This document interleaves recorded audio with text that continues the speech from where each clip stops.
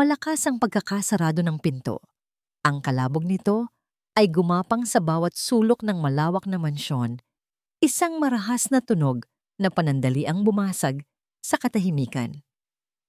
Ngunit mabilis ding namatay ang alingawngaw, at ang naiwan ay ang dati ring katahimikan, isang katahimikang mas mabigat, mas malalim, at mas masakit pakinggan kaysa sa anumang sigaw.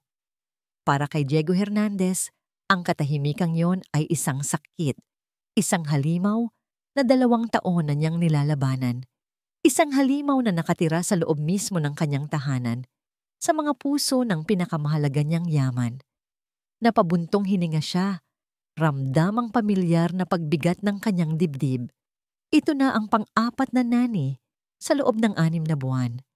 Lahat sila ay may magagandang resume, lahat sila ay may mga sertipiko, lahat sila ay sumuko. Dahan-dahan siyang naglakad palapit sa pinto ng playroom. Bahagya itong nakaawang. Sapat lang para masilip niya ang nasa loob. At naroon sila. Ang kanyang kambal na anak, sina Valentina at Elena, nakaupo sa sahig, magkaharap. Ang mga maliliit nilang kamay ay gumagawa ng mga senyas na sila lang ang nakakaintindi. Walang salita, walang tunog. Tanging ang sikretong lengguwahe ng kanilang sariling mundo. Kay ganda nilang pagmasdan, ang magkapareho nilang mukha, ang mahahaba nilang pilik mata, ang itim na buhok na minana nila sa kanilang ina. Ngunit sa tuwing nakikita niya sila, isang kirot ang tumatarak sa puso ni Diego. Ang mga batang ito, na dati puno ng tawa at kanta, ngayon ay mga presong walang boses sa sarili nilang mundo. Kasalanan ko ba ito? Ang tanong na gabi-gabi ay bumabagabag sa kanya. Sir Diego? Napalingon si Diego. Nakatayo sa likuran niya si Maria Lopez, ang kanyang executive assistant. Suot ang kanyang karaniwang seryosong ekspresyon at tila laging perpektong damit. May hawak siyang tablet, laging handa sa trabaho. I have already contacted the agency. They will send a new list of highly vetted, certified child behaviorists tomorrow morning. Sabi ni Maria sa kanyang mahusay na Ingles. Umiling si Diego. No, Maria, that's enough. Kumunot ang noo ni Maria. Sir, but the girls need professional help. We can't just hire anyone. Their methods are not working. Putol ni Diego. Ang pagod ay bakas sa kanyang boses. They treat my daughters like subjects in a laboratory, like problems that need to be fixed. Hindi sila mga problema, Maria. They are my children. I understand your frustration, sir. Malumanay na sabi ni Maria. Ngunit may pahiwatig ng pagkainis sa kanyang tono. But we must be practical. Emotions will not solve this. Bago pa makasagot si Diego, isang katulong ang lumapit. Sir, narito na po ang huling aplikante para sa araw na ito. Napatingin si Diego kay Maria, na banayad na umirap. The one with no credentials? Sir, I really think this is a waste of time. Let her in. Mariing sabi ni Diego. Ilang sandali pa, pumasok ang isang babae. Simple lang ang kanyang suot na bestida at bakas sa kanyang mukha ang kaba. Hindi siya kasing elegante o kasing kumpidensyal ng mga naunang aplikante. Ngunit sa kanyang mga mata, merong isang bagay na nakakuha ng pansin ni Diego, isang kakaibang init at sinseridad. Magandang hapon po. Ako po si Isabel Garcia, sabi niya sa mahinang boses. Sinuri siya ni Maria mula ulo hanggang paa. Miss Garcia, your resume is quite sparse. It says here you have experience in ballet, but no formal degree in childcare or therapy. Napayuko si Isabel tila nahihiya.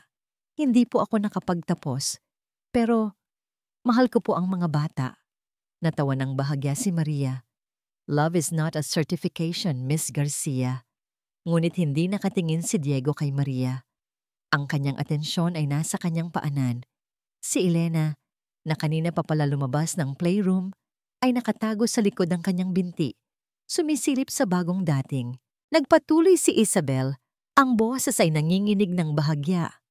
Alam ko po na hindi sapat ang aking mga papel, pero naniniwala po ako na ang bawat bata ay may sariling himig. Minsan, Kailangan lang nila ng tamang kapareha para muling matutunang sumayaw. Bago pa makapag-react si Maria sa corny na sinabi ni Isabel, lumuhod ang dalaga para maging kapantay ni Elena. Hindi siya nagsalita. Sa halip, ngumiti siya ng malumanay at nagsimulang ikwento. Alam mo ba, may isang maliit na ibon, isang pipit, na may bali ang pakpak. Hindi siya makalipad, kaya hindi na rin siya umaawit. Nalulungkot siya habang pinapanood niya ang ibang mga ibon na masayang lumilipad sa kalangitan. Napatigil ang lahat. Maging si Diego ay napako sa kanyang kinatatayuan, nakikinig sa kwento. Si Elena, na karaniwang umiiwas sa tingin ng mga estranghero, ay dahan-dahang lumabas mula sa likod ng kanyang ama. Pero isang araw, patuloy ni Isabel, ang kanyang mga kamay ay gumagawa ng maliliit at magagandang galaw na parang mga pakpak. Isang alitaptap ang dumapo sa tabi niya. Hindi siya pinilit ng alitaptap na lumipad. Sa halip sinayawan niya ito, umikot-ikot, kumislap-kislap sa dilim. Gabi-gabi, sinasayawan siya ng alitaptap hanggang sa isang araw, hindi na malayo ng pipit. Ang kanyang mga paa ay gumagalaw na rin, sumasabay sa sayaw. At habang sumasayaw siya, isang maliit na himig ang lumabas sa kanyang bibig. Hanggang sa muli siyang natutong umawit, hindi dahil pinilit siya, kundi dahil may nagpaalala sa kanya na mayroon pa ring musika kahit sa lupa. Nang matapos ang kwento, isang butil ng luha ang pumatak mula sa mata ni Diego. Tumingin siya kay Elena. Ang kanyang anak ay nakatingin ng diretso kay Isabel. Ang mga mata ay may kislap na ngayon lang ulit nakita ni Diego. "That's enough," sabi ni Maria. Tila naiirita na. "We are looking for a nanny, not a storyteller." Ngunit itinaas ni Diego ang kanyang kamay. Tumingin siya kay Isabel, na ngayon ay nakatayo na ulit, handa nang paalisin. "You're hired," sabi ni Diego. Ang boses ay buo at desidido. Namilog ang mga mata ni Isabel. Maging si Maria ay natigilan. "Sir, are you serious?" Hindi pinansin ni Diego si Maria. Nakatuon ang kanyang pansin sa babaeng nagdala ng isang maliit na kwento ng pag-asa sa loob ng kanyang tahimik na kaharian. Maya-maya, sinamahan ni Diego si Isabel sa pinto ng playroom. Sa loob, nakaupo pa rin si Valentina, parang isang estatwa. Huminga ng malalim si Isabel bago pumasok. Hindi niya sinubukang kausapin ang bata. Sa halip, pumunta siya sa gitna ng silid.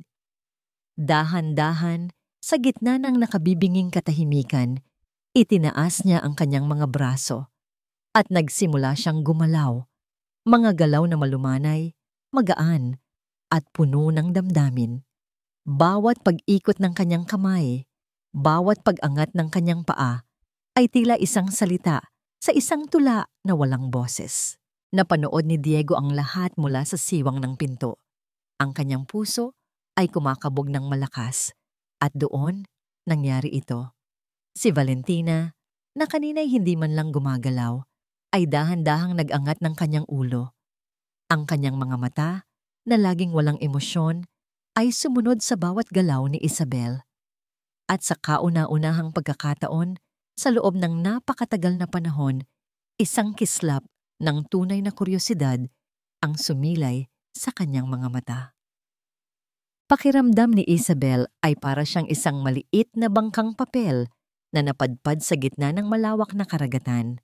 Ang mansyon ni Mr. Hernandez ay hindi isang bahay, isa itong palasyo. Bawat pasilyo ay napakaluwang. Bawat muebles ay tila sumisigaw ng kamahalan. At ang sahig na gawa sa marmol ay napakakintab na halos nakikita niya rito ang sariling refleksyon. Isang refleksyon ng isang simpleng babae na tila hindi kabilang sa lugar na yon. Kaya ko ba ito? Iyon ang tanong na paulit-ulit sa kanyang isipan habang daladala ang kanyang maliit na bag patungo sa playroom. Ang bawat hakbang niya ay mabigat, puno ng alinlangan. Naalala niya ang matalim na tingin ni Mama Maria Ang paghamak sa boses nito nang banggitin ang kanyang kakulangan sa diploma. Isang pamilyar na kirot ang gumuhit sa kanyang dibdib, ang kirot ng isang pangarap na napilitan siyang iwanan. Ngunit pagbukas niya ng pinto ng playroom, tila humupa ang lahat ng kanyang takot. Naroon sina Valentina at Elena, dalawang anghel na may matang malulungkot. Nakaupo sa isang sulok, yakap ang kanilang mga tuhod. Sa pagtingin sa kanila, hindi na isang mayaman at makapangyarihang CEO ang kanyang amo. At hindi na isang nakakatakot na executive assistant ang kanyang katunggali. Ang tanging nakikita niya ay dalawang batang naliligaw sa dilim, naghihintay ng kahit isang kislap ng liwanag. Huminga siya ng malalim. "Okay, Isabel. Kaya mo to," bulong niya sa sarili. Hindi niya sila binati, hindi niya sila pinilit na tumingin sa kanya. Sa halip, inilabas niya ang isang maliit na music player mula sa kanyang bag at isinaksak ito. Ilang sandali pa, isang malambing at mabagal na himig ng piano ang pumuno sa silid. Isang musika na walang salita, ngunit puno ng damdamin. Sa gitna ng silid, sinimulan niyang igalaw ang kanyang katawan. Hindi ito isang grandeng pagsayaw. Mga simpleng galaw lamang. Ang pag-alo ng kanyang mga braso na parang mga dahon na hinihipan ng hangin. Ang dahan-dahang pag-ikot na parang isang bulaklak na unti-unting bumubuka. Bawat galaw ay isang paanyaya. Isang paanyaya sa mundong walang salita kung saan ang damdamin ang siyang lengguwahe. Sa una, hindi siya pinansin ng kambal, ngunit hindi sumuko si Isabel. Patuloy lang siya sa kanyang tahimik na sayaw. Ikinukwento niya sa pamamagitan ng kanyang mga kamay at paa ang isang buto na sumisibol mula sa lupa, ang isang paru-parong unang natututong lumipad. Maya-maya, napansin niya sa gilid ng kanyang mata ang isang maliit na paggalaw. Si Elena, na kanina'y nakayuko, ay bahagya ng nakaangat ang ulo.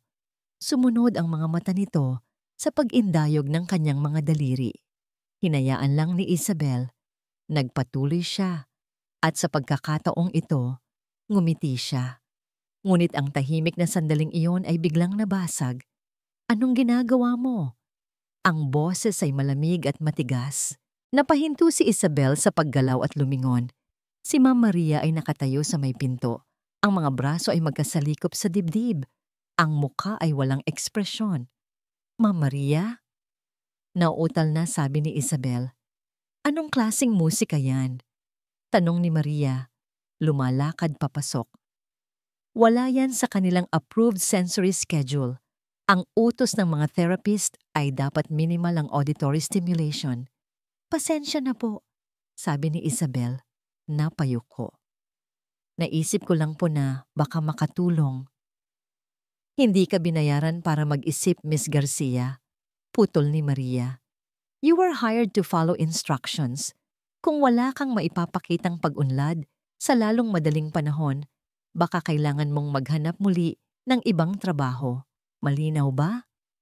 Tumango si Isabel, nararamdaman ang pag-init ng kanyang mga mata. "Oo po. Malinaw po." Walang imik na tumalikod si Maria at lumabas ng silid. Iniwan si Isabel na nakatayo roon. Pakiramdam ay kasing liit ng isang langgam. Ang pag-asang kanina'y nagsisimulang sumibol sa kanyang puso ay tila biglang dinagana ng isang malaking bato. Napatingin siya sa kambal.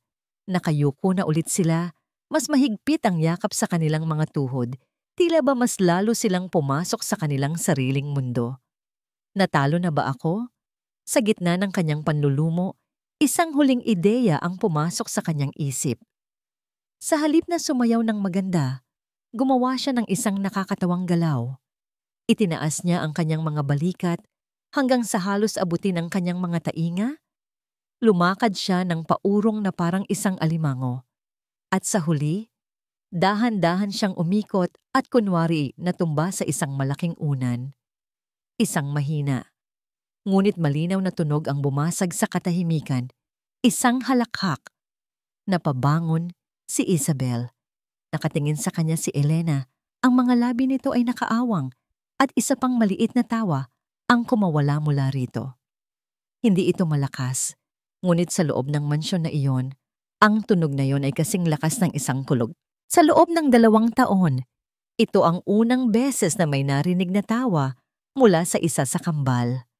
Namilog ang mga mata ni Isabel na puno ng mga luhang hindi na niya napigilan. Ngumiti siya kay Elena, isang nangiting nagmumula sa kaibuturan ng kanyang kaluluwa. Sa security office ng mansyon, napahinto si Diego sa pag-inom ng kanyang kape. Nanlalaki ang mga matang nakatitig siya sa monitor. Narinig niya ito. Malinaw na narinig niya ang tunog na yon. Hindi siya maaaring magkamali. Dali-dali siyang tumayo, nabitawan ng tasa na bumasak at nabasag sa sahig, ngunit hindi niya iyon pinansin. Ang pinto ng playroom ay marahang bumukas. Nakatayo roon si Diego. Ang kanyang dibdib ay mabilis na tumataas baba. Ang kanyang mukha ay pinaghalong gulat, pagtataka, at isang emosyong hindi maipaliwanag. Tumingin siya ng diretso kay Isabel. Ang mga mata niya ay nagsusumamo. Paano? Nabasag ang boses niya.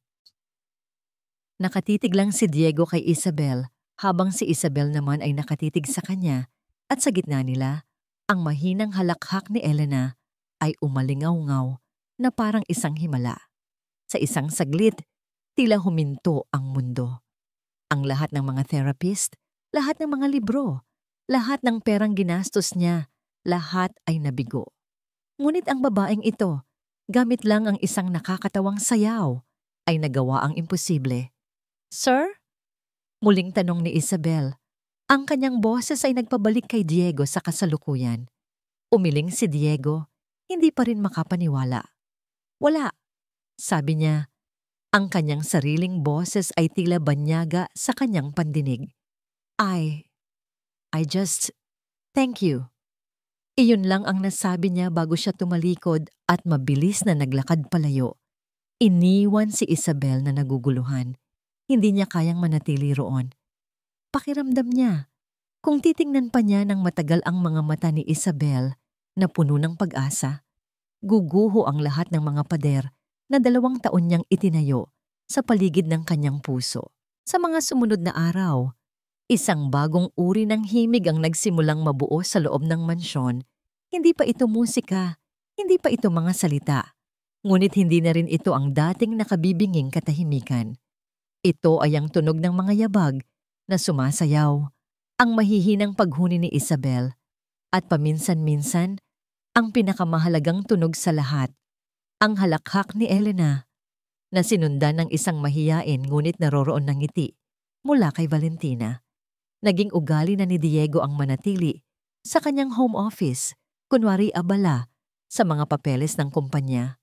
Ngunit ang totoo, ang kanyang mga mata ay laging nakatuon sa monitor ng security camera na nakatutok sa playroom. Pinapanood niya kung paano naging isang hardin ang playroom. Si Isabel ang hardinero at ang kanyang mga anak ang mga halamangang unti-unting namumukadkad. Pinapanood niya kung paano nila ginagawang mga alon ng asul na kumot, kung paano nagiging mga bituin ang mga daliri ni Isabel, kung paano ang isang simpleng piraso ng tela ay nagiging pakpak ng isang agila sa kanilang laro. Isang hapon, habang ang sikat ng araw ay tumatagos sa malaking bintana, pinapanood niya sina Isabel at ang kambal na nakahiga sa sahig, tinuturo ang mga ulap sa labas. At sa hindi inaasahang pagkakataon, nakita niyang gumalaw ang mga labi ni Valentina, bumubuo ng isang salita, kahit walang tunog na lumabas.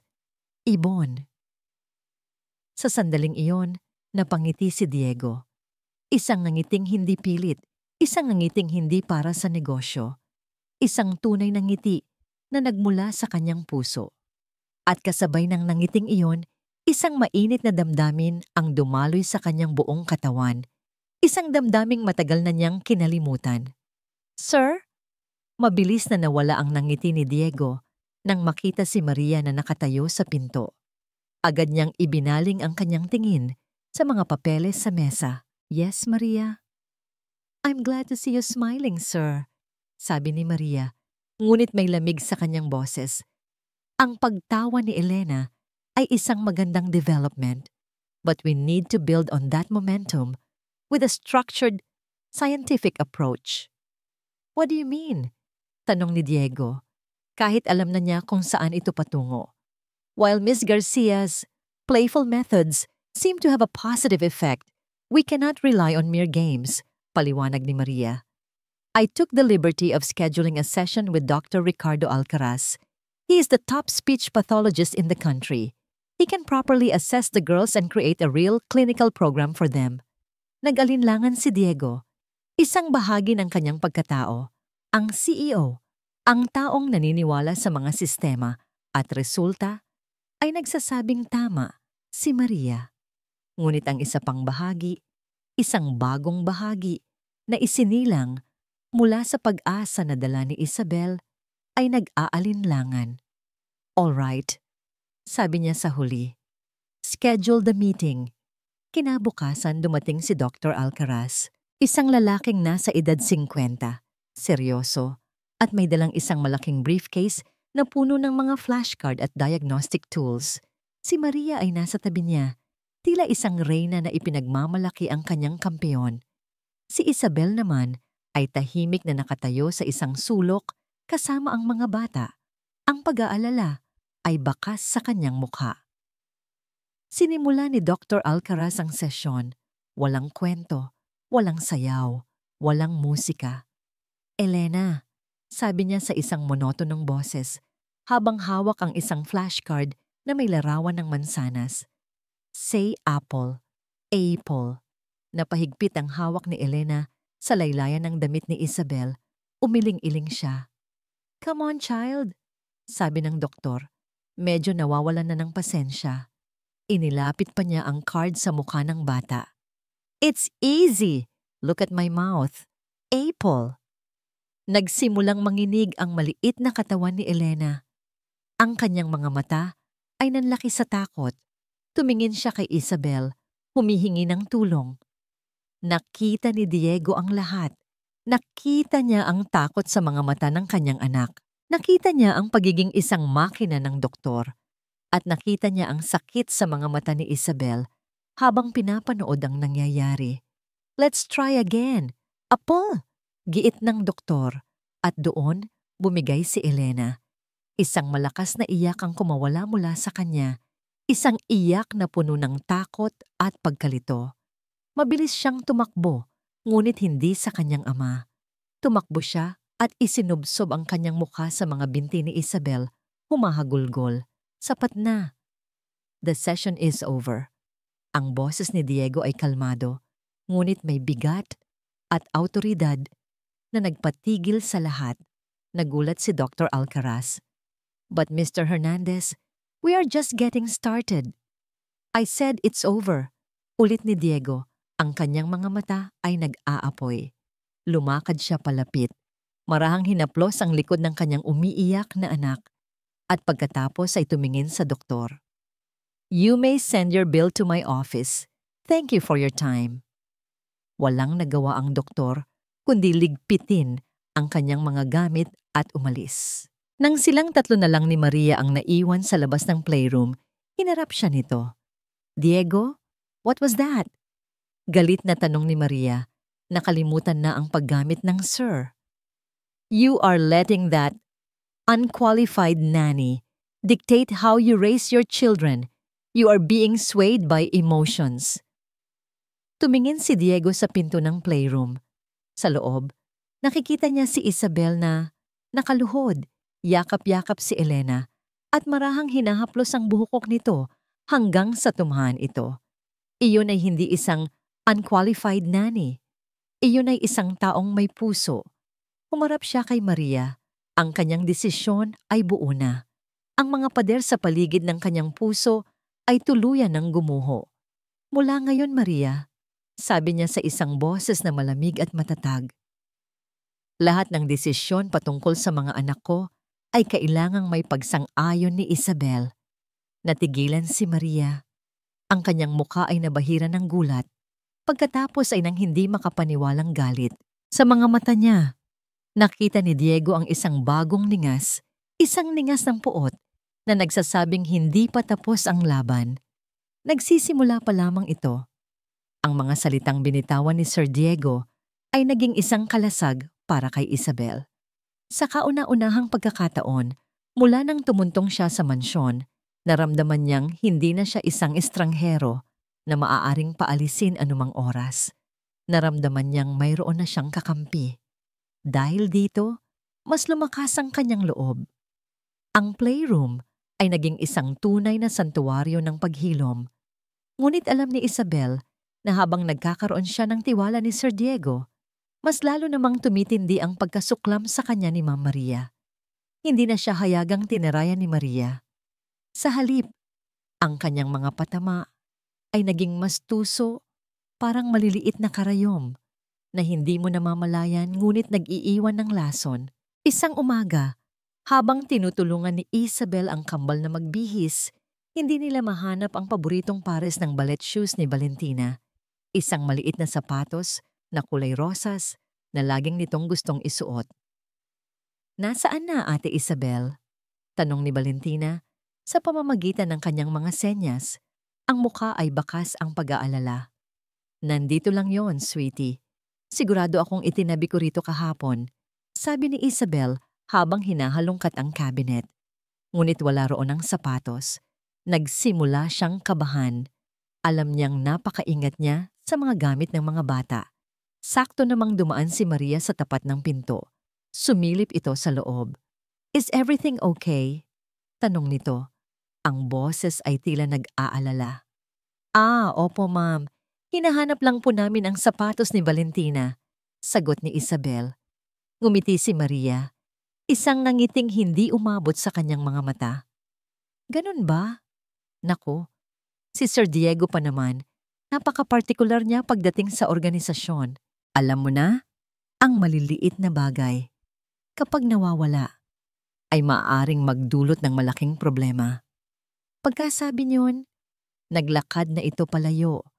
Iniwan si Isabel na may panlalamig sa kanyang sikmura. Hindi siya direktang inakusahan ni Maria, ngunit ang mensahe ay malinaw na malinaw. Isang pagkakamali mo lang at sisiguraduhin kong malalaman niya. Gabi-gabi, pagkatapos matulog ng mga bata, nagsimulang tawagin ni Diego si Isabel sa kanyang opisina. Sa una, akala ni Isabel ay may nagawa siyang mali. Ngunit sa halip, ipinapakita pala sa kanya ni Diego ang mga video ng kambal na kuha mula sa security camera. "Tingnan mo ito," sabi ni Diego isang gabi. Ang kanyang boses ay may halong pagkamangha. Itinuro niya ang screen. Sa video, naglalaro sina Isabel at ang kambal. Si Elena ay tumawa na naman at sa pagkakataong ito, si Valentina ay pumalakpak. "Nakikita mo ba? That's progress," sabi ni Diego. Naupo si Isabel sa upuang katabi niya para manood. Masyado silang malapit at hindi niya sinasadyang masagi ng kanyang balikat ang braso ni Diego. Isang kuryente ang tila dumaloy sa kanyang buong katawan. Bigla niyang naging kamalayan ng lahat. Ang amoy ng kanyang pabango, ang init na nagmumula sa kanyang katawan, ang paraan ng paghinga niya. "Sorry po, sir," mabilis niyang sabi, at bahagyang umusod palayo. Ngumiti lang si Diego, hindi inaalis ang tingin sa screen. "It's okay, Isabel." Sa mga gabing iyon, hindi lang sila nanonood ng video, nag-uusap din sila. Nagtatanong si Diego tungkol sa kanyang araw. Nagtatanong din si Isabel tungkol sa trabaho niya. At unti-unti, ang amo at ang yaya ay nagiging 2 taong nagkakaunawaan. "Saan mo natutunan ang lahat ng ito, Isabel?" tanong ni Diego isang gabi, habang pinapanood ang isang video kung saan si Isabel ay gumagawa ng isang perpektong arabesque. "You move like a professional." Abuntong hininga si Isabel. Isang nangiting may bahid ng lungkot ang sumilay sa kanyang mga labi. Ito ang unang pagkakataon na may nagtanong sa kanya tungkol sa kanyang nakaraan nang may tunay na interes. "Pangarap ko po kasing maging isang balerina," mahina niyang pag-amin. "Nabigyan po ako ng scholarship sa National Ballet Academy noong bata pa ako. Iyon na po sana ang buhay ko. Sana, usisa ni Diego, ibinaling na ang buong atensyon sa kanya. Anong nangyari? Nag-iwas ng tingin si Isabel. Pinaglaruan ang laylayan ng kanyang damit. May nangyari po sa pamilya ko. Isang aksidente. Kailangan ko pong tumigil para alagaan ang nakababata kong kapatid. Ang pagsayaw, kailangan ko po munang isantabi. Isang katahimikan ang namagitan sa kanila. Hindi ito ang karaniwang katahimikan ng mansyon. Ito ay isang katahimikang puno ng pag-unawa. Nakita ni Diego sa mga mata ni Isabel ang anino ng isang malaking sakripisyo, isang pangarap na isinuko para sa pagmamahal. At sa hindi maipaliwanag na dahilan, naramdaman niya ang isang matinding pagnanais na protektahan siya, na alisin ang lungkot sa kanyang mga mata. "I'm sorry to hear that," sabi ni Diego. Ang boses ay taos-puso. Ngumiti si Isabel. "Okay lang po, sir. Siguro po, may ibang plano ang Diyos para sa akin. Siguro po, ang pagsayaw ko ay hindi para sa entablado, kundi para sa mga batang tulad Nina, Valentina at Elena." Ang sinseridad sa kanyang boses ay tila isang mainit na kumot na bumalot sa puso ni Diego. Ilang gabi pagkatapos niyon, isang malakas na sigaw ang gumising sa lahat. Galing ito sa kwarto ng kambal. Nagmamadaling tumakbo si Diego patungo roon. Kasunod niya si Isabel, na halatang kagigising lang din. Pagbukas nila ng pinto, nakita nila si Elena na nakaupo sa kama, umiiyak habang tulog, binabangungot. "Shh! Andito na si Daddy," sabi ni Diego, akmang lalapit para yakapin ang anak. Ngunit bago pa niyang magawa iyon, naunahan na siya sa hig sa tabi ng kama at nagsimulang humuni. Isang malambing, halos pamilyar na himig, isang uyayi, tulog na, bunso kong mahal, ang buwan ay nagbabantay. Ang boses ni Isabel ay mahina, ngunit puno ng kakaibang kapangyarihan, isang kapangyarihan na hindi nag-uutos, kundi nag-aanyaya. Ang kapangyarihan ng pag-aaruga. Dahan-dahan, ang mga hikbi ni Elena ay naging mahinang pag-ungol. Ang kanyang mga kamay na kanina'y mahigpit na nakakuyom ay unti-unting lumuwag. Ang takot sa kanyang mukha ay napalitan ng kapayapaan. Nakatayo lang si Diego sa may pinto. Hindi makagalaw. Pakiramdam niya ay isa siyang dayuhan sa sarili niyang bahay, sa sarili niyang pamilya. Para siyang dinala ng himig pabalik sa nakaraan, sa mga gabing ang kanyang asawa paang humuhuni ng sarili nitong oyayi para sa kambal. Ang parehong lambing, ang parehong pagmamahal. Isang matinding kirot at pangungulila ang biglang kumurot sa kanyang puso. Ngunit kasabay nito, isang kakaibang init din ang kanyang naramdaman. Ang oyayi ni Isabel ay ang awit na kinakanta sa kanya ng sarili niyang ina. Isang pamana ng pagmamahal na ngayon ay ibinabahagi niya sa dalawang batang uhaw na uhaw sa pagmamahal ng isang ina. Nang tuluyan ng humimbing si Elena, marahang hinaplos ni Isabel ang kanyang buhok bago maingat na tumayo. Doon lang niya napansin si Diego na nakatayo sa may pinto. Ang mga mata nito ay nakatitig sa kanya, puno ng mga emosyong hindi niya mabasa. Walang nagsalita. Sa katahimikan, isang bagong uri ng pag-unawa ang nabuo sa pagitan nila. Isang lihim na sayaw ng mga pusong nagsisimula ng maghilom. Dahan-dahang tumalikod si Diego at naglakad palayo. Iniwan si Isabel na may naghuhuramentadong dibdib. Ngunit hindi lang sila ang gising sa gabing iyon. Sa kabilang dulo ng pasilyo, sa likod ng bahagyang nakabukas na pinto ng sarili niyang silid, nakatayo si Maria. Narinig niya ang lahat. Ang sigaw, ang oyayi, ang makahulugang katahimikan. Ngunit hindi yun ang mahalaga sa kanya. Ang mas mahalaga ay ang narinig niya kanina. Noong nag-uusap sina Diego at Isabel sa opisina, laging bukas ang intercom sa kanyang opisina na konektado sa opisina ni Diego. Isang security measure na siya mismo ang nagpanukala. Narinig niya ang kwento ni Isabel, ang pangalan ng eskwelahan, ang pangarap na nawasak. Isang malamig at tusong na ngiti ang gumuhit sa mga labi ni Maria habang nakatanaw siya sa dilim. Ito na ang pirasong kulang sa kanyang plano. Isang kahinaan na maaari niyang gamitin. Isang lihim na maaari niyang sirain. Binuksan niya ang kanyang laptop. Ang liwanag mula sa screen ay nagbigay ng nakakatakot na anino sa kanyang mukha. National Ballet Academy. Bulong niya sa sarili.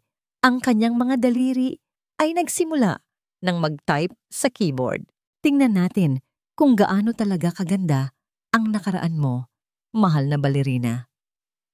Ang gabi ay isang magnanakaw. Ninanakaw nito ang ingay ng araw at pinapalitan ng mga multo mula sa kahapon. At para kay Diego, ang pinakamatinding multo ay laging dumarating sa anyo ng isang panaginip. Nagsimula ito sa tunog ng ulan. Malakas na pagpatak sa bintana ng kotse. Pagkatapos ay ang tunog ng kanyang cellphone na nagri-ring. Nakikita niya ang sarili sa isang conference room, napapaligiran ng mga taong nakasuit, pinag-uusapan ang milyon-milyong piso na parang barya lang. Sinagot niya ang tawag. Diego? Boses ng kanyang asawa, si Helena. Nasaan ka na? Magsisimula na ang recital ng mga bata. I'm sorry, mahal. Sagot niya sa panaginip, ang pamilyar na kasinungalingan. Something important came up. Hindi ako makakaalis dito. Pero nangako ka, sabi ni Helena. Ang saya sa boses nito ay unti-unting napapalitan ng lungkot. Sana nandito ka, mahal, para makita mo sila. Pagkatapos ay ang tunog na bumabasag sa kanyang kaluluwa sa tuwing napapanaginipan niya ito. Ang tunog ng nabasag na salamin at ang nakabibinging pag-ipit ng metal. At sa huli, ang boses ni Helena na sumisigaw ng kanyang pangalan. Helena! Napabalikwas ng bangon si Diego. Humihingal. Ang pawis ay tumatagaktak sa kanyang noo. Ang kanyang sigaw ay umaling-aungaw sa katahimikan ng malawak na silid. Napasabunot siya sa kanyang buhok, nanginginig. 2 taon na, ngunit ang sakit ay sariwa pa rin. Parang isang sugat na hindi kailanman naghilom. Kasalanan niya. Kung pinili lang niya ang kanyang pamilya kaysa sa trabaho sa araw na yon.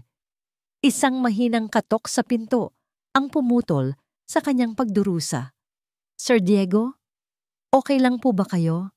Boses ni Isabel. I'm fine. Mabilis niyang sagot. Pilit na pinapakalma ang sarili. Ngunit bumukas pa rin ang pinto. Pumasok si Isabel, may dalang isang tasa ng mainit na tsaa. Ang kanyang mukha ay puno ng pag-aalala. Hindi siya nagsalita. Inilapag lang niya ang tasa sa bedside table at umupo sa isang silyang malapit sa kama. Binibigyan siya ng espasyo.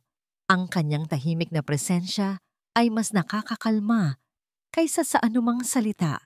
Sa liwanag ng buwan na tumatagos sa bintana, pinagmasdan ni Diego ang kanyang mukha. Simple, mabait, at puno ng isang kapayapaan na matagal na niyang hindi nararamdaman. Ang pag-aalaga niya ay natural, hindi pilit. At iyon ang kinatatakutan niya. Nagsisimula na siyang masanay sa presensya nito.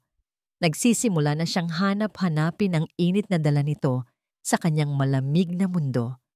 At pakiramdam niya, isa itong pagtataksil sa alaala ni Helena. Salamat, Isabel, sabi niya. Ang boses ay paos. Maaari ka nang bumalik sa iyong silid. Tumango si Isabel, tumayo at naglakad palabas. Isinara ang pinto ng walang ingay. Ngunit ang amoy ng tsa at ang init ng kanyang pag-aalala ay naiwan sa silid. Isang paalala ng isang bagong damdamin na pilit niyang tinatakasan. Kinabukasan, habang si Diego ay nilulunod ang sarili sa trabaho para takasan ang kanyang nararamdaman, si Maria naman ay abala sa sarili niyang misyon. Sa kanyang opisina, hawak ang telepono. Ginamit niya ang kanyang pinaka-profesional na boses. Good morning. This is Maria Lopez from a recruitment firm. I am conducting a confidential background check for a high-profile client May I speak with someone from your records department regarding a former student, Miss Isabel Garcia? Ang nasa kabilang linya ay isang matandang ginang, isang clerk sa National Ballet Academy. Sandali lang po, ma'am. Hahanapin ko lang po ang kanyang file. Ilang sandali ng paghihintay. Kinakagat ni Maria ang kanyang labi sa pananabik. Hello, ma'am. Yes, narito na po, Isabel Garcia. Scholar. Naku, napakagaling na bata nito. Sayang nga at hindi nakapagtapos. Nagliwanag ang mukha ni Maria. Hindi nakapagtapos? So, to be clear, she is a dropout? Technically, yes po. Sagot ng clerk. Nag-file po siya ng indefinite leave of absence dahil sa family reasons, pero hindi na po siya bumalik. So, wala po siyang diploma mula sa amin. Maraming salamat. That is all I need to know. Sabi ni Maria. Ang boses ay puno ng tagumpay. Could you please send a formal email confirming her academic status for our records? I will provide you with the email address. Pagkatapos ng tawag, sumandal si Maria sa kanyang upuan. Isang ngiting mapanlait ang gumuhit sa kanyang mukha. Dropout, walang diploma, isang kahig, isang tuka na nagpapanggap na may alam. Ito na ang bala na tatapos kay Isabel. Samantala, sa master's bedroom, pagkatapos ng isang mahabang araw, tumayo si Diego sa harap ng isang malaking larawan ni Helena na nakasabit sa dingding. Ang magandang mukha nito ay nakangiti. Tila ba nangungusap? Ano ang gagawin ko, mahal? Bulong niya sa larawan. Ang puso ko. Nalilito na. Para siyang nakikipag-usap sa isang multo, humihingi ng pahintulot na maging masaya muli. Ngunit paano siya magiging masaya kung ang anino ng kahapon ay laging naroon, isang paalala ng kanyang pagkukulang? Ang imahe ni Isabel ay pumasok sa kanyang isip. Ang paraan ng pagngiti nito, ang lambing ng kanyang paghuni, ang pag-asang dala nito sa kanyang mga anak. Hindi niya ito kayang itanggi. Mayroon siyang nararamdaman para dito. Isang damdaming nagbibigay sa kanya ng takot at pag-asa ng sabay. Biglang tumunog ang kanyang cellphone, isang notification, isang ping na tunog na magiging hudyat ng isang bagong bagyo. Sa kanyang opisina, nakatingin si Maria sa screen ng kanyang computer. Dumating na ang email mula sa akademya. Binuksan niya ito, binasa ang bawat salita na nagkukumpirma sa katayuan ni Isabel, ang opisyal na katibayan ng kanyang panloloko. Ngumiti si Maria sa malamig na liwanag ng monitor. Game over, ballerina! Bulong niya sa katahimikan. Oras na para sa iyong huling pagyuko. Nagsimula ang araw na yon na puno ng pag-asa para kay Isabel. Sa playroom, sa kauna-unahang pagkakataon, nakita niyang isinulat ni Valentina ang isang salita sa isang maliit na chalkboard. 4 na letra lamang isinulat ng paika-ika. Ngunit para kay Isabel, ito ay isang obra maestra, S-A-Y-A Buo. Napaluha siya sa tuwa at niyakap ang kambal. Ito na iyon, ang bunga ng lahat ng kanyang pasensya at pagmamahal. Pakiramdam niya ay kaya na niyang harapin ang kahit ano. Kaya naman nang ipatawag siya ni Ma'am Maria sa opisina ni Sir Diego, pumasok siya roon na may ngiti sa labi, handang ibalita ang magandang pag-unlad.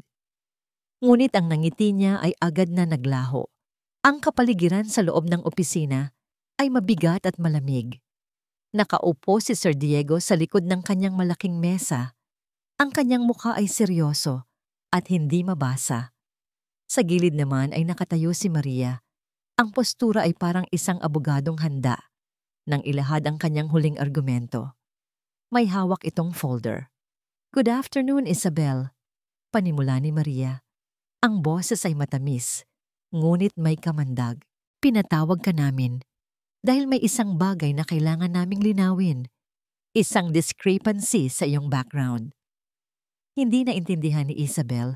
Tumingin siya kay Sir Diego para humingi ng tulong, ngunit umiwas ito ng tingin. Binuksan ni Maria ang folder at inilapag sa mesa ang isang nakaprint na email.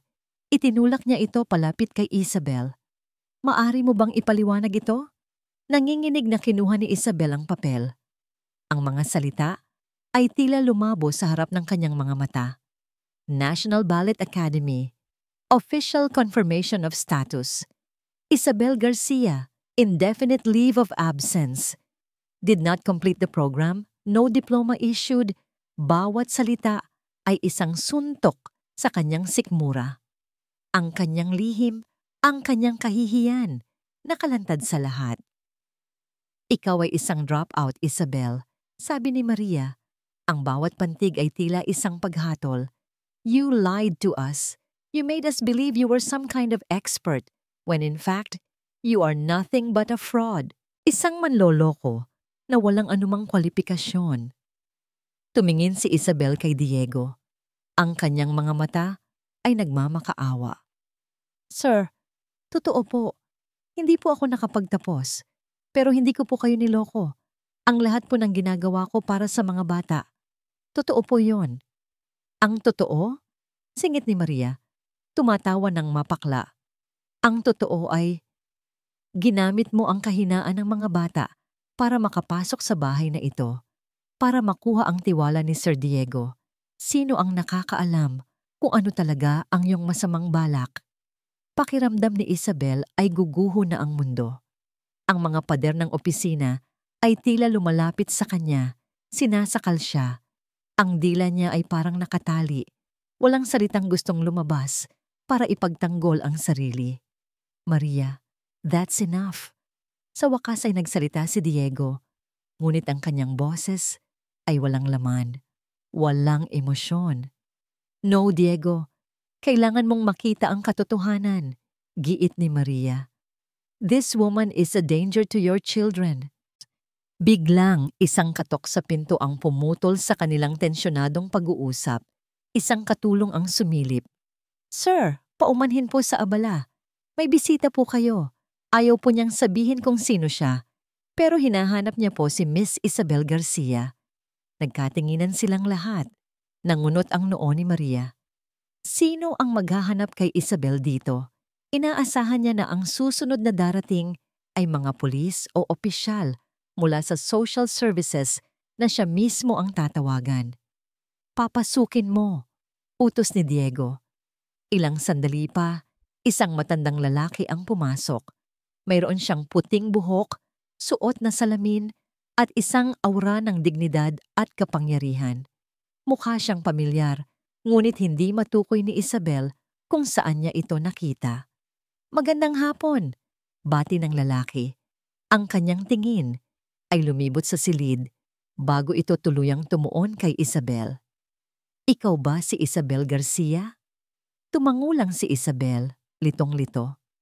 Ngumiti ang matanda. Ako si Maestro Antonio Luna, ang Artistic Director ng National Ballet Academy. Halos mapaatras si Isabel sa gulat. Si Maestro Luna, ang alamat ng ballet sa Pilipinas. Ang taong pinangarap niyang makatrabaho noon. Anong ginagawa niya rito?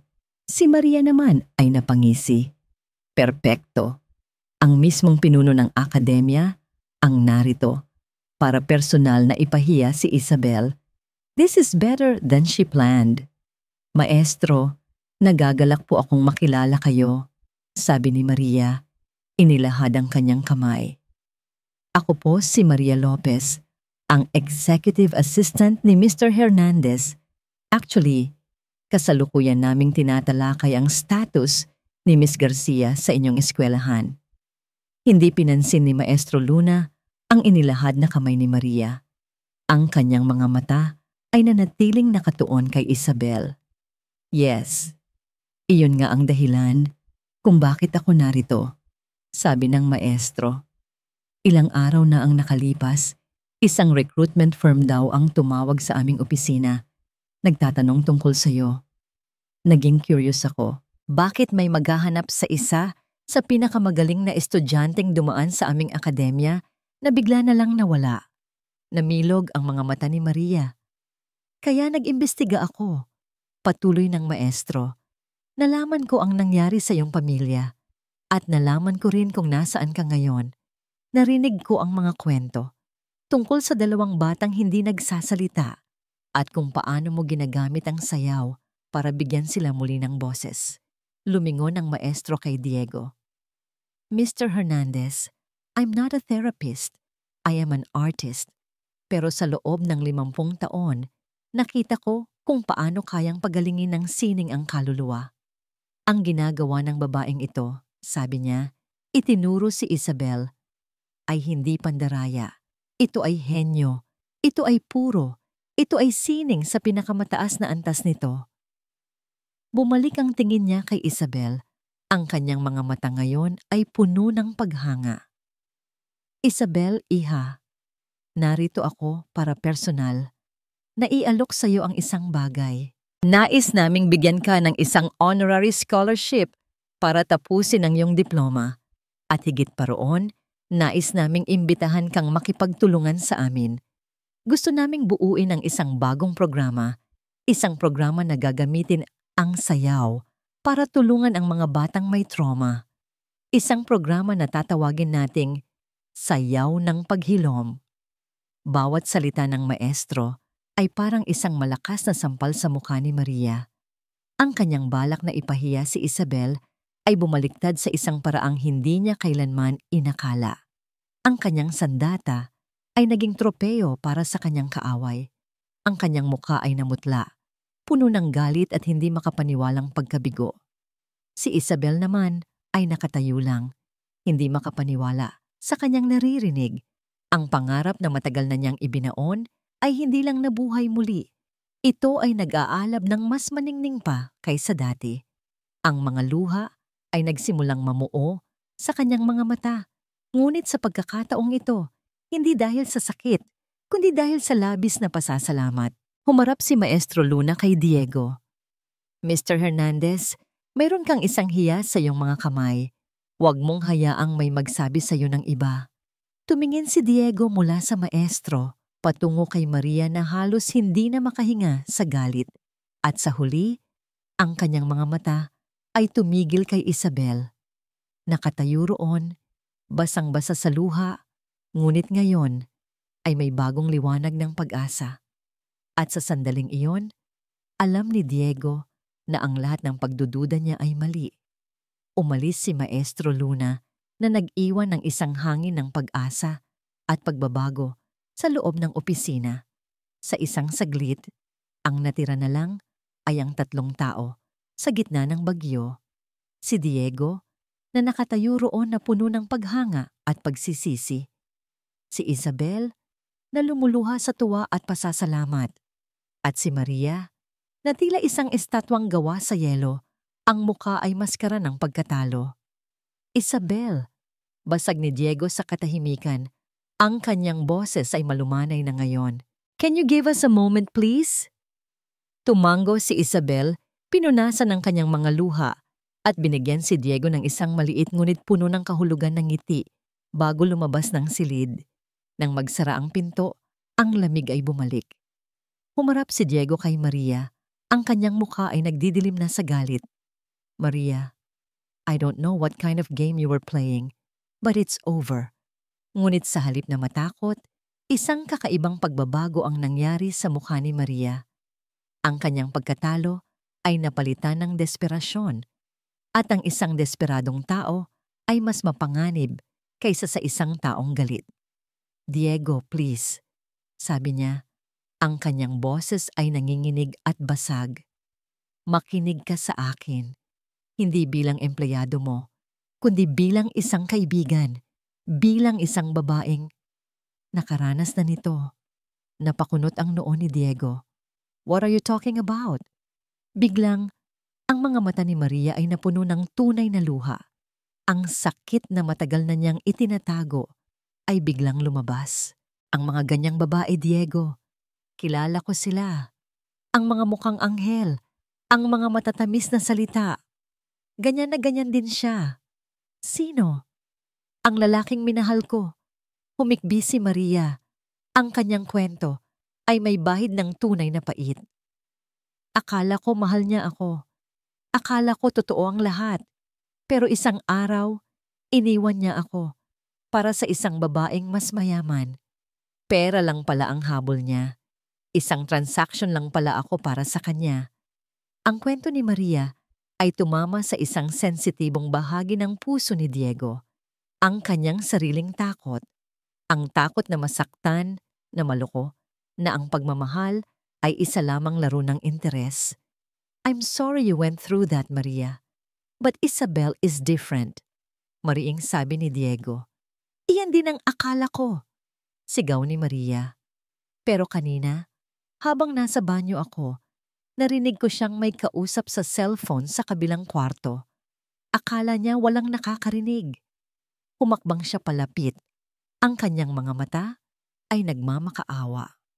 Diego, sinasabi niya sa kausap niya na malapit ka na raw bumigay, na ang CEO ay hooked na kaunting arte pa sa mga bata at sigurado na ang magandang buhay niya. Parang isang suntok ang mga salita sa sikmura ni Diego. That's a lie. Sana nga kasinungalingan lang, sabi ni Maria. Dinukot ang kanyang cellphone. Pero nakita ko rin ito. Kanina, nang iwan niya ang cellphone niya sa mesa sa labas. Ipinakita niya kay Diego ang screen ng kanyang telepono. Isang larawan ng isang text conversation from Isabel to Bessie. Malapit na sis, CEO is hooked. Konting lambing pa sa mga kambal at jackpot na. Ang ebidensya ay naroon. Itim sa puti. Kahit na ito ay madaling pekehin, kahit na ito ay katawa-tawa kumpara sa himalang nasaksihan niya kanina, ang lason ay naipasok na sa kanyang isipan. Ang fatal flaw ni Diego, ang kanyang matinding takot na masaktan, at ang kanyang pangangailangang kontrolin, ang lahat para maiwasan ang sakit, ay nagsimulang gumapang sa kanyang pagkatao.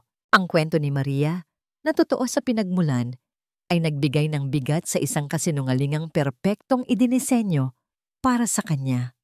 Ang alaala ng pagkamatay ni Helena at ang kanyang pagkakasala ay nagpalaki sa takot na ito.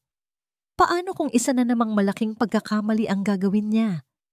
Paano kung ilalagay niya ang kanyang mga anak sa panganib dahil sa isang pekeng emosyon? Ang CEO na luhikal mag-isip ay nawala. Ang naiwan ay isang lalaking sugatan at takot. Patawag mo siya, utos ni Diego. Ang kanyang boses ay walang emosyon, malamig na parang yelo. Pagpasok ni Isabel sa silid, nakangiti pa rin siya. Ngunit ang nangiting iyon ay agad na naglaho nang makita ang mukha ni Diego. Lumakad si Diego palapit sa kanya. Hindi na siya ang lalaking may admirasyon sa mga mata kanina. Ang mga mata niya ngayon ay puno ng pagdududa at sakit. Is it all an act, Isabel? Tanong niya. Ang kanyang boses ay mahina, ngunit matalim. Sir, this whole thing, sabi ni Diego. Ikinumpas ang kamay sa paligid. Ang pag-aalaga mo, ang pagmamahal na ipinapakita mo sa mga anak ko. Totoo ba yon? Humakbang pa siya palapit, ang kanyang boses ay halos pabulong na. O bahagi lang yon ng plano. Ang bawat salita ay isang patalim na tumusok ng direkta sa puso ni Isabel. Ang pagdududa, ang kawalan ng tiwala. Matapos ang lahat, matapos niyang ibigay ang kanyang buong puso. Mas masakit pa ito kaysa sa anumang akusasyon ni Maria. Ito ay isang pagtataksil mula sa taong nagsimula na niyang pagkatiwalaan. Ang mga luha ay muling namuo sa kanyang mga mata.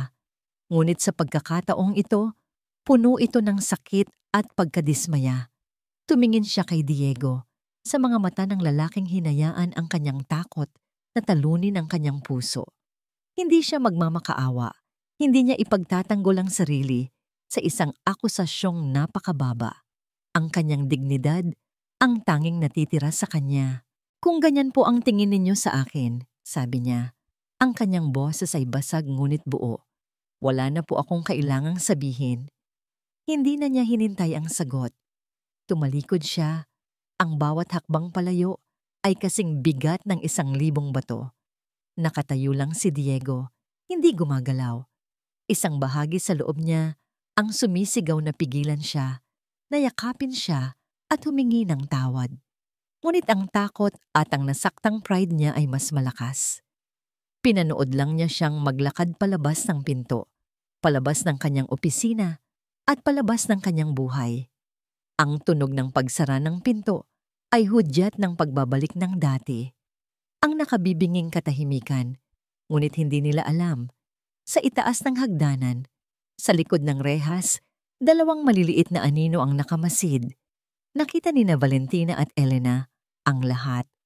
Nakita nila ang pagdating ni Ate Isabel na masaya at ang pag-alis nito na umiiyak.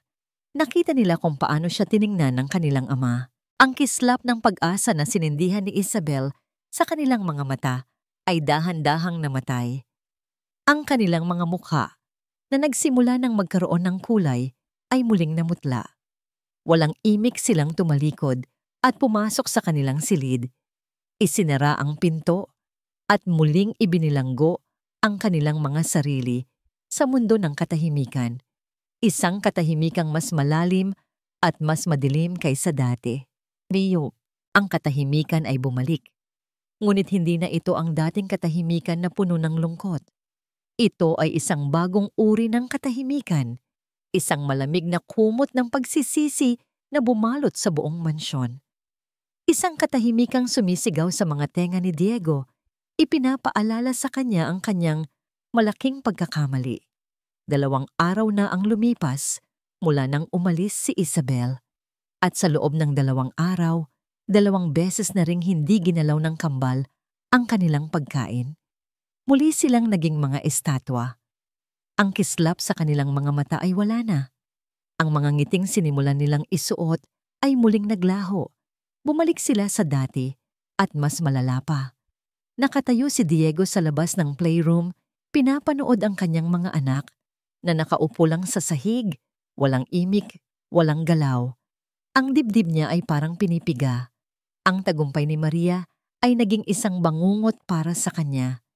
Nanalo siya sa pagpapaalis kay Isabel, ngunit sa proseso, tinalo niya ang mga kaluluwa ng kanyang mga anak. Kasalanan ko ito. Lahat ito kasalanan ko. Sa sobrang desperasyon, pumasok siya sa kanyang opisina. Ayaw niyang makita ang mukha ni Maria. Ayaw niyang makipag-usap kanino man. Gusto lang niyang maibalik ang nakaraan. Ang mga araw, kung kailan may pag-asa pa. Binuksan niya ang kanyang computer at pinanood ang mga lumang recording mula sa security camera. Mga recording mula sa mga linggo kung kailan naroon pa si Isabel. Pinanood niya ang kanilang unang pagkikita, ang unang tawa ni Elena, ang kanilang mga sayaw, ang kanilang mga kwentuhan. Bawat eksena ay isang patalim na lalong sumusugat sa kanyang puso. Pinabilis niya ang pag-playback, naghahanap ng kahit anong maaaring makatulong sa kanya na maintindihan kung saan siya nagkamali.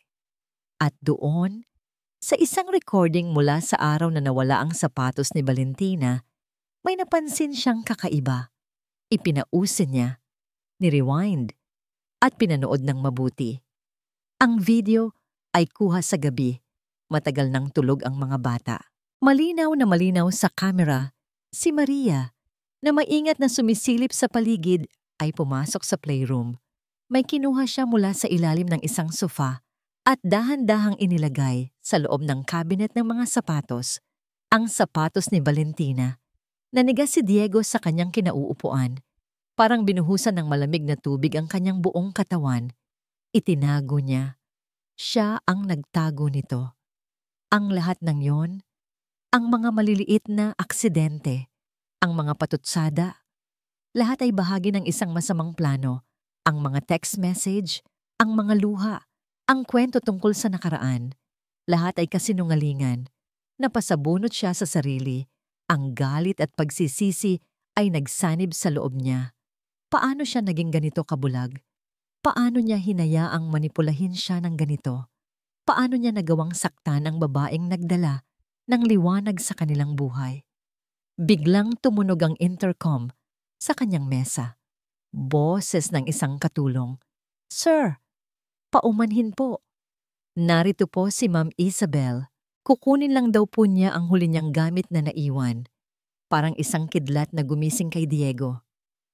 Si Isabel, narito siya, dali-dali siyang tumayo. Ngunit bago pa siya makalabas ng pinto, nakita niya sa monitor na si Maria ay papalabas na ng sarili nitong opisina. Halatang sasalubungin si Isabel sa may hagdanan. Sa ibaba, sa may paanan ng grandeng hagdanan, nakatayo si Isabel, dala ang isang maliit na kahon. Ayaw na sana niyang bumalik, ngunit naiwan niya ang isang music box na regalo pa ng kanyang ina. Hinarang siya ni Maria bago pa siya makaakyat. "Anong ginagawa mo rito?" tanong ni Maria. Ang boses ay puno ng pagtatagumpay. "Hindi ka nakabilang dito." "Kukunin ko lang po ang gamit ko, ma'am." Sagot ni Isabel, ayaw nang makipagtalo. "Gamit mo?" Tumawa si Maria. "Ang mga basahan mo? Bilisan mo at umalis ka na. At huwag ka nang mag-abalang maghanap ng trabaho sa industriyang ito. Sisiguraduhin kong walang sino mang tatanggap sa isang manlolokong pulubi na tulad mo." "Tama na po." Pakiusap ni Isabel. Ang mga luha ay nagsisimula na namang magbanta. "Bakit? Masakit ba marinig ang katotohanan?" Lalong lumapit si Maria, ang boses ay halos pabulong na ngayon. "Tapos na ang pagpapanggap mo. Bumalik ka na sa basurahan na pinanggalingan mo." Ngunit bago pa makasagot si Isabel, isang tunog ang pumutol sa kanilang pag-uusap. Isang tunog na hindi pa naririnig sa mansyon sa loob ng 2 taon. Isang boses. "Huwag!" Ang boses ay mahina, nanginginig, ngunit malinaw. Napatingala sina Isabel at Maria sa itaas ng hagdanan. Nakatayo roon, magkahawak kamay, sina Valentina at Elena. Ang kanilang mga muka ay puno ng determinasyon na hindi pa nakikita ni Numan. Muling bumuka ang bibig ni Valentina. "Saktan." Pagkatapos ay si Elena naman ang nagsalita. Mas malakas, mas buo. Si Ate Isabel. Ang 3 salita ay parang isang pagsabog, isang himala. Ang katahimikan ay tuluyan ng nabasag, hindi ng isang tawa, kundi ng isang matapang na pagtatanggol. Natigilan si Maria. Maging si Isabel ay hindi makapaniwala. Sa sandaling iyon, lumabas si Diego mula sa kanyang opisina at tumayo sa itaas ng hagdanan, sa likod ng kanyang mga anak. Ang kanyang mukha ay kalmado, ngunit ang kanyang mga mata ay nag-aapoy sa isang galit na ngayon lang nakita ni Maria. "I saw everything, Maria," sabi ni Diego. Ang boses ay malamig at mapanganib. Itinuro niya ang security camera sa itaas. "I saw the shoes." Ang kulay sa mukha ni Maria ay biglang nawala. "You are fired," deklara ni Diego. Walang pag-aalinlangan, walang emosyon, isang simpleng katotohanan. "Get out of my house now." Walang nagawa si Maria kundi mapaurong, talunan, at kahiya-hiyang maglakad palabas ng pinto. Nang mawala na siya, ang natira na lang ay ang pamilyang halos wasakin niya. Dahan-dahang bumaba ng hagdan ang kambal at tumakbo, ngunit hindi sa kanilang ama. Tumakbo sila palapit kay Isabel at niyakap siya ng mahigpit. "Ate Isabel," sabay nilang sabi. Ang mga muka ay nakasubsob sa kanyang baywang. Napaluhod si Isabel, niyakap ang mga bata at humagulgol. Lumakad si Diego palapit sa kanila. Sa 3 taong pinakamahalaga sa kanya, nakita niya ang kanyang mga anak na nakayakap sa babaeng nagbalik ng kanilang mga boses.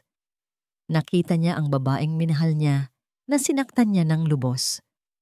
Walang salitang sapat para ipahayag ang bigat ng kanyang pagsisisi. Tumayo siya sa harap nila, isang sirang lalaki na muling binubuo ng isang himala. Hindi niya alam kung paano magsisimula. Kaya sinabi niya ang tanging salitang mahalaga: "Patawad." 6 na buwan ang lumipas. Ang mansyon na dating isang malamig na palasyo ng katahimikan ay isa ng tahanan na puno ng musika, tawanan, at maiingay na usapan. Ang anino ni Maria Lopez ay tuluyan ng naglaho na parang isang masamang panaginip na kinalimutan na sa pagsikat ng araw.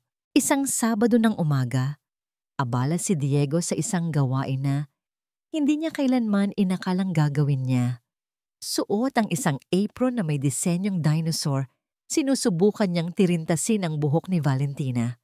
"Daddy, aalis na ang tenga ko," reklamo ni Valentina. Tumatawa habang masyadong nahihigpitan ni Diego ang paghila sa kanyang buhok. Sorry, princess," sabi ni Diego. Tumatawa rin. Mas madali pa yatang magpatakbo ng kumpanya kaysa dito. Mula sa kusina, lumabas si Isabel. May dalang isang tray ng mainit na pandesal. Nakangiti siyang pinanood ang eksena. Hindi na siya ang yaya. Hindi rin siya basta kasintahan ni Diego. Siya ay naging isang liwanag, ang puso na muling nagpatibok sa tahanang yon. "Kailangan mo ba ng tulong, sir?" Tukso niya. Tumingin si Diego sa kanya. Ang mga mata ay puno ng pagmamahal. Hindi na niya pinapansin ang pagtawag nito ng sir. Alam niyang ito na ang paraan ni Isabel ng paglalambing. "Huwag mo akong tawanan. Masterpiece ko ito." Lumapit si Isabel at marahang inayos ang tirintas. Sa ilalim ng kanyang mga daliri, ang gusot na buhok ay naging isang perpektong habi. "Ayan, mas maganda na." "Wow, galing Ate Isabel," sabi naman ni Elena, naabala sa pagguhit sa mesa. Sa mga nagdaang buwan, si Diego ay sumailalim sa isang malaking pagbabago. Natutunan niyang iwan ang trabaho sa opisina. Natutunan niyang maupo sa sahig at makipaglaro. Natutunan niyang makinig, hindi lang sa mga salita ng kanyang mga anak, kundi sa himig ng kanilang mga puso. At higit sa lahat, natutunan niyang magpatawad. Una sa kanyang sarili, para sa pagkamatay ni Helena, at pagkatapos ay para sa sakit na idinulot niya kay Isabel. Gabi-gabi, hindi na sila nanonood ng security footage. Sa halip, magkasama silang nagbabasa ng kwento sa kambal hanggang sa makatulog ang mga ito. Isang gabi, habang nakaupo sila sa veranda, pinagmamasdan ang mga bituin, hinawakan ni Diego ang kamay ni Isabel. "Isabel," panimula niya, ang kanyang boses ay seryoso. "Hindi ko pa nasasabi ito ng maayos.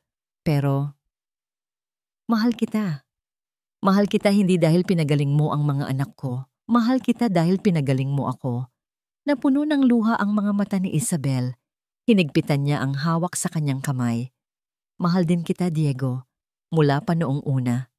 Hindi nagtagal. Ang kanilang pagmamahalan ay namunga ng isang bagong pangarap. Gamit ang alok ni Maestro Luna at ang yaman ni Diego, itinayo nila ang isang foundation. Isang lugar para sa mga batang dumaan sa matinding trauma. Isang lugar kung saan ang sining at pagmamahal ang magiging gamot. Tinawag nila itong Sayaw ng Paghilom Foundation. Ang araw na yon ay ang grand launch ng kanilang foundation.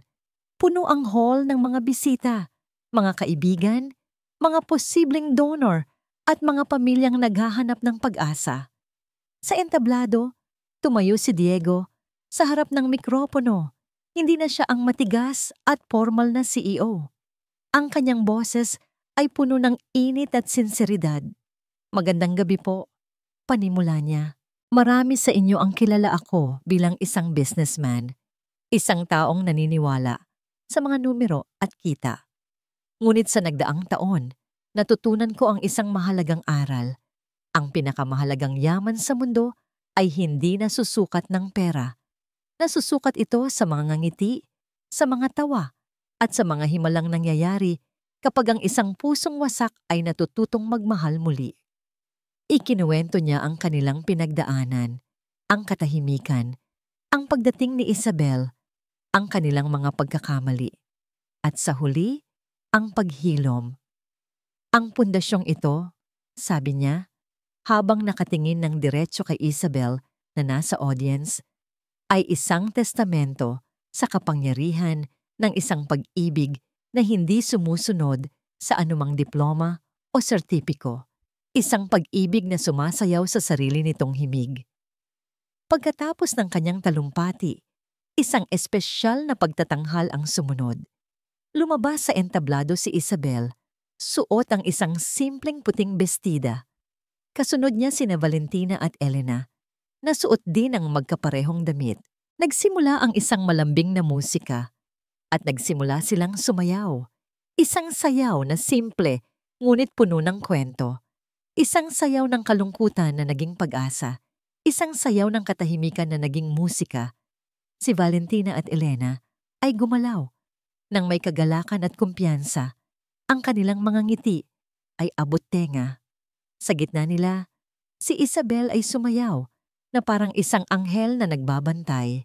Habang nanonood mula sa gilid ng entablado, si Diego ay napaluha. Maya-maya, sa huling bahagi ng musika, umakyat siya sa entablado. Sumali siya sa sayaw. Sa unay medyo nag-aalangan, ngunit nang hawakan niya ang kamay ni Isabel at ang mga kamay ng kanyang mga anak, ang lahat ay naging natural. Apat silang magkakasama, umiikot sa ilalim ng mga ilaw, isang perpektong larawan ng isang pamilyang muling nabuo, isang pamilyang pinagbuklod, hindi ng dugo lamang, kundi ng isang sayaw ng paghilom. Nang matapos ang musika, nagyakapan silang apat sa gitna ng malakas na palakpakan. Inilapit ni Diego ang kanyang bibig sa tainga ni Isabel at bumulong. "Salamat," sabi niya. "Salamat sa pagbabalik ng musika sa buhay ko."